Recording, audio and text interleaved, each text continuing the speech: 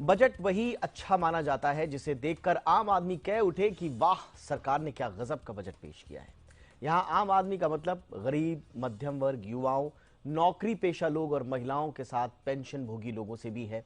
आज हम इस बजट से इन्हीं आम लोगों की आर्थिक सेहत पर पड़ने वाले असर पर चर्चा करेंगे।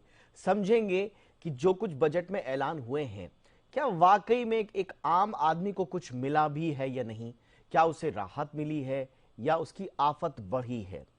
न्यू टैक्स रिजीम के स्लैब में बदलाव से क्या नौकरी पेशा लोगों को फायदा हुआ है, महिलाओं, सीनियर सिटीजन्स के लिए बजट में क्या खास रहा, युवाओं के लिए रोजगार के मोर्चे पर क्या क्या मौके मिले हैं, और ओवरऑल हमारी इकोनॉमी जो है वो किस दिशा में जा रही है। क्या हमारी इकोनॉमी हेल्दी होगी या प्रेशर आएगा। करेंगे इस पर खास चर्चा खास मेहमानों के साथ, लेकिन पहले ये रिपोर्ट।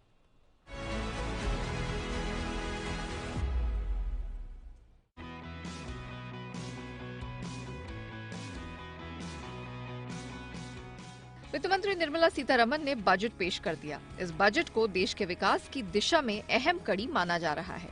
गरीब गुरबों से लेकर नौकरी पेशा लोगों के साथ युवाओं, महिलाओं और सीनियर सिटीजन्स के लिए ये बजट खास माना जा रहा है।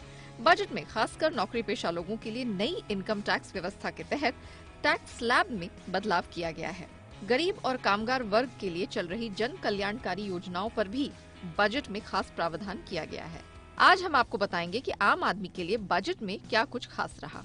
सबसे पहले इनकम टैक्स की बात करते हैं।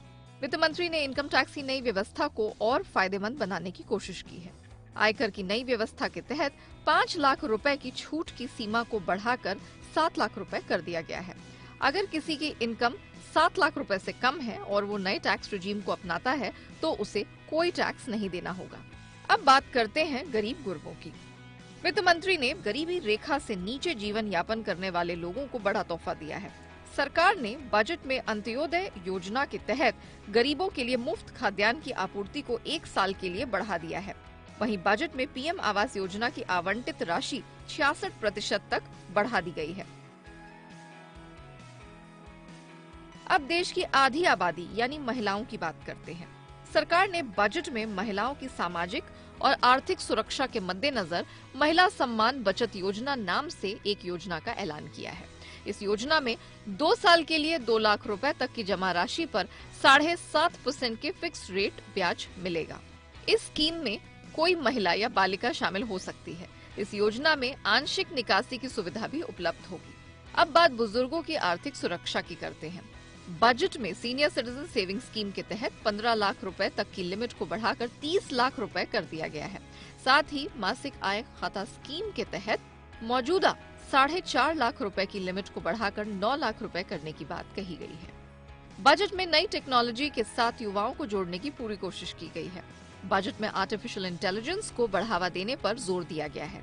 इसके लिए देश में 3 सेंटर ऑफ एक्सीलेंस संस्थान खोले जाएंगे। इससे अनुसंधान के क्षेत्र में फायदा मिलेगा।